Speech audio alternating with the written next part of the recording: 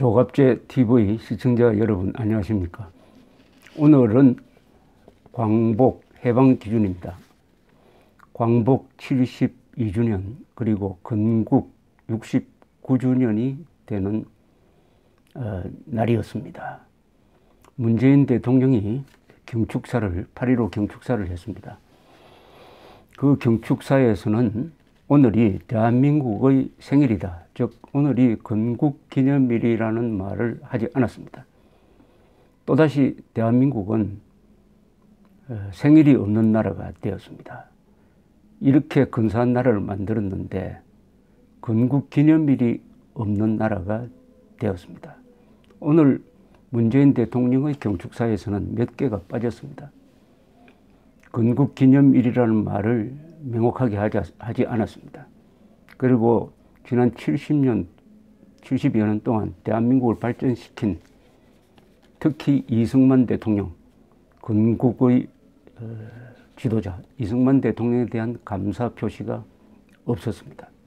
동시에 해방을 가져온 연합군, 미국을 주축으로 한 연합군에 대한 감사 표시가 없었습니다.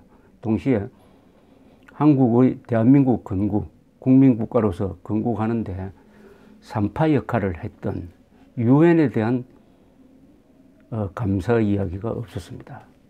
오늘은 위기 속에서 맞은 8.15였습니다.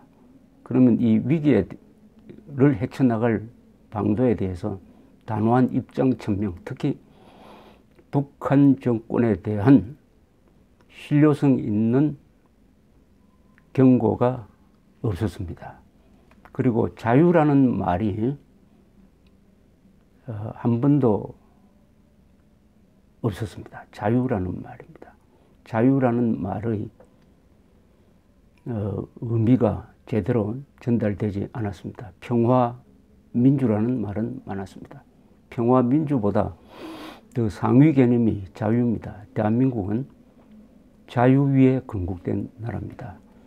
오늘 좀 따져보기로 하겠습니다. 문재인 대통령은 이번 연설에서 광복은 항일 의병에서 광복군까지 애국 선열들의 희생과 헌신이 흘린 피의 대가였습니다. 이렇게 이야기했습니다. 이 말이 맞습니다. 그러나 부분적입니다. 연합군, 특히 미군이 태평양 전쟁에서 일본군에 이겼기 때문에 해방이 되었다. 미국에 대한 감사 표시가 있었어야 되었습니다. 또 이런 이야기를 했습니다. 위대한 독립운동의 정신은 민주화와 경제발전으로 되살아나 오늘의 대한민국을 만들었습니다. 민주화와 경제발전만 이야기했습니다. 여기에 안보가 빠졌습니다. 독립정신은 반공정신으로 되살아나서 6.25 때 남침을 당하고도 우리가 피를 흘리면서 이 나라를 지키도록 만드는 원동력이 되었습니다. 독립정신을 너무 좁게 해석을 했습니다. 반공 안보정신을 빠뜨렸습니다. 오늘 저는 이렇게 이야기합니다. 오늘 저는 독립유공자와 유가족 여러분 그리고 저마다의 항일로 악먹의 시대를 이겨낸 모든 분들께 또 촛불로 새 시대를 열어주신 분들께 국민들께 다시 한번 깊은 존경과 감사의 말씀을 드립니다. 독립운동과 촛불을 연결시켰는데 이것은 무리한 연결입니다. 태극기를 든 사람을 배제하는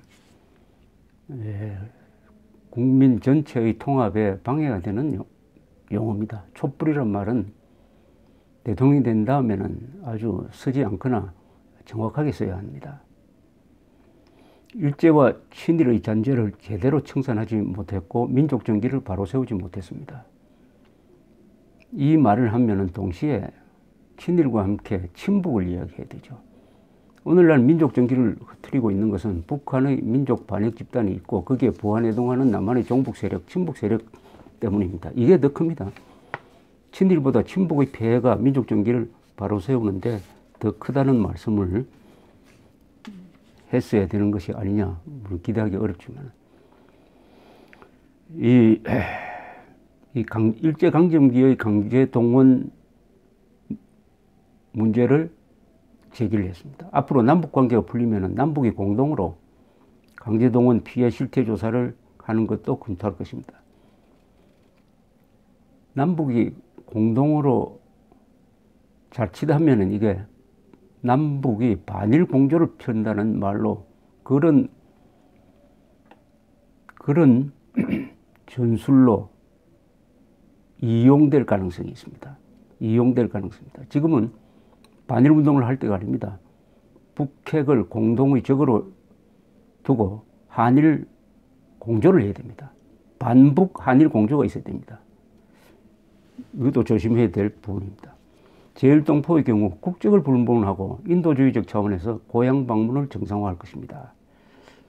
제1동포의 경우 국적을 불문, 이것은 조총련의 대한민국 방문을 허용하겠다는 뜻인데 이거 위험합니다. 그러니까 북한 국적자입니다. 조총련은. 그리고 반국가단체입니다. 조총련 반국가단체의 구성원들이 마음대로 한국에 와서 활동하도록 하겠다. 이게 더구나 조총련은 지금 일본에서 그건 나쁜 짓 하다가 여론의 지탄을 받고 해가지고 구성원이 35,000명 정도밖에 안 됩니다. 10분의 1로 줄었습니다. 그 35,000명은 아마 북한의 지령을 받는 거의 반국가단체 그리고 공작 조직에 해당합니다. 공작원으로 간주를 해야 됩니다. 공작원들이 한국 방문을 마음대로 하겠다, 허용하겠다는 것과 크게 다르지 않습니다. 오늘날 한반도의 시대적 소명은 두말할 것 없이 평화입니다. 평화는 너무 좋습니다. 자유입니다. 시대적 소명은 자유, 평화, 번영이라고 해야죠. 자유 없는 평화는 그건 공동묘지의 평화 아니겠습니까? 한반도에서 또다시 전쟁은 안 됩니다. 한반도에서의 군사행동은 대한민국만이 결정할 수 있고 누구도 대한민국의 동의 없이 군사행동을 결정할 수 없습니다. 이 말을 CNN은 어떻게 해석했느냐. 미국이 북한 핵시설을 파괴하기 위해서 미국을 공격을 할 때 또는 미국이 공격을 받고 그게 대응수단으로서 북한을 공격할 때 문재인 정부의 허락을 받아야 한다 하는 취지로 해석을 하고 있었습니다. 지금 한반도에서의 군사행동은 도발적 군사행동은 누가 합니까? 이것은 김정은 정권이 하고 있습니다. 그럼 그것도 대한민국이 결정해서 막을 수가 있습니까? 막을 수 없는데 그러면 미국의 대북 군사행동만 막겠다는 것이니까요. 이 말도 아주 오해될 소지가 있습니다.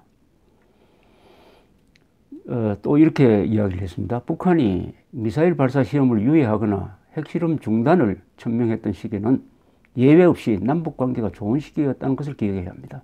이것은 사실과 다릅니다.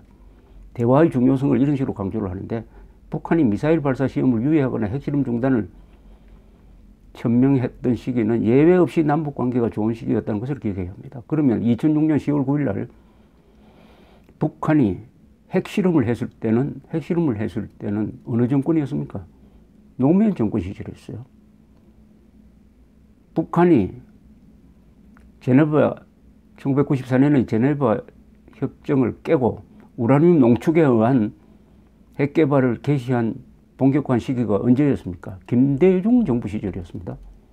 김대중 정부, 노무현 정부 때 남북관계가 북한 정권과의 관계는 좋았다고 합니다. 그런데 그 시기를 틈타서 10년 동안 북한이 더구나 남한에서 보내주는 100억 달러에 가까운 건품을 핵 개발에 써가지고 핵미사일 개발을 한 것을 도외시한 발언입니다. 북한 문제 해결은 핵 동결로부터 시작되어야 합니다. 이건 굉장히 위험한 이야기입니다. 북한 문제 해결은 핵 폐기 약속으로부터 시작해야 합니다. 핵 동결이 뭡니까? 북한의 지금 이미 소형화된 핵폭탄과 1000기에 이르는 미사일을 그냥 인정하겠다는 거 아닙니까? 핵 동결은 핵 인정입니다. 대한민국 대통령이 지금 이런 이야기를 할 때가 있는데 핵 동결이란 말이 대한민국 대통령 입에서 나오면은 북한에 대한 압박 효과가 줄어듭니다. 줄어들어요. 우리는 북한의 붕괴를 원하지 않습니다. 흡수 통일을 추진하지도 않을 것이고 인위적 통일을 추구하지도 않을 것입니다. 이것은 헌법 위반입니다. 인위적 통일을 추구하지도 않는다면 헌법 4조 위반입니다. 우리 헌법 4조는 자유민주적 기본 질서에 입각한 평화적 통일을 추진한다라고 못을 박았습니다. 그것은 인위적 통일이죠. 2300만 우리 국민들이, 북한 주민들이 지금 노예처럼 사는데 우리는 배불리 살면서 자유를 만끽하면서 맞아 죽고 굶어 죽는 북한 동포를 외면하겠다는 소리하고 마찬가지입니다. 인위적 통일을 추구하지 않겠다는 것은, 이것은 반인도적, 반헌법적 발언입니다. 통일은 민족 공동체의 모든 구성원들이 합의하는 평화적 민주적 방식으로 이루어져야 합니다. 평화적 민주적 방식에 자유가 빠졌습니다. 우리 헌법 4조는 통일은 자유민주적 기본 질서에 입각해야 된다고 해가지고 자유를 매우 강조하고 있습니다. 자유를 딱 빼버리고 평화적 민주적으로 하면은 이것은 북한 정권의 용어 혼란 전술에 말려드는 것이 되는 것입니다.